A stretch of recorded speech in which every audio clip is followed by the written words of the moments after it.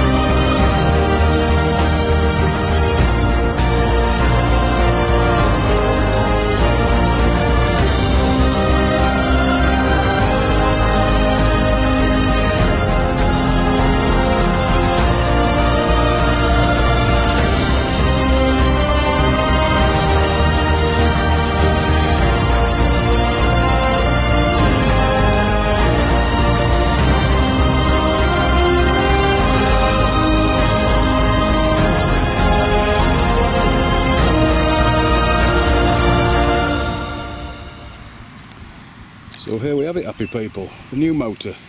Well, it's not new, but it's new to me. It's the BMW R1200 RT. It's on an 06 plate, but it's only done just over 5,000 miles. So that's the reason I got it. It's in mint condition. It's absolutely superb. The guy who first owned it bought it in 2006. From 2006 to 2016, he only did 1,030 miles on it. And then a guy in the last couple of years has just done a couple of thou each year, so that's where the 5,000 come from. All ready for touring now. When I did get it, the top box, I've had that sprayed. Here's a couple of pictures showing what it was like when it comes as just like standard silver Beamer top box, but I've had it colour coded so it matches the bike now. So that's one thing I've had done. Another thing I had done was the seat was a standard seat on it. Here's a couple of pictures of that before I had it altered. I'll just jump back in time. This is my original seats before I took them to Tony Archer. As you can see, it's a standard height seat to begin with before I took it. Tony's taken a fair bit out for me to make it into like the low seat that you can buy for these BMW R1200 RTs. And it looks now like this. And now you can see, I sent it off to a guy called Tony Archer in Huddersfield. Great bloke's done a fantastic job. He's reduced it and recovered it and put some red piping on, and of course it's got the anti-slip on it as well, which would be good when I have my pillions on. It did come with a rather crude sat-nav mount bracket. Here's a photograph of what it came with, and that's the one that I've got on now. It's the Wunderlich or Wunderlich, I don't know how you say it, but just fits on with. I think you can see the little fixing there. Yeah, it's like fully adjustable, and it takes gaming zoomos, it takes tom-toms. Cracking piece of kit. And of course when you've got your sat-nav on, it's just perfect for eye level. You don't have to look down or anything as you're riding along, just a quick glance a little bit lower than your sight line. You've got your sat-nav there. Perfect. The BMW does come with power points. There's one there, look, on the left hand side of the dash. And there's also one right at the very back. I don't know whether you can see it, I can't see it. There you go, look. That's another power point. So it's got two power points, but when I'm touring I need permanent lives. So these shut off after 15 minutes after you take the key out of the ignition. The power's cut off on these, on the canvas, 15 minutes after, so no power. So in the glove compartment I have wired up and fitted this. I'll just do it wind while holding the camera. This is live, permanent live. It's got a USB, it's got the on-off switch. You can see the blue light when it goes on and off. Also the fag lighter socket. They're permanent, so I can be charging my batteries and what have you, for my cameras and things like that while I'm away. Nicely right in the glove compartment there. I've also treated myself to a little tank bag. Didn't really fancy the BMW standard tank bag for the RT1200 because it's quite big. So, you can see the tank ring on there. That just screws on top of your tank. You just buy a tank ring that fits, and then from SW Motec I bought the... I'll pop it on the seat and show you. It's the SW Motec, and this is the day pack.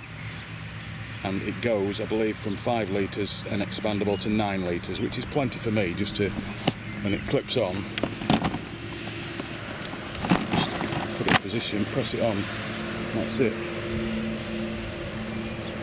In position.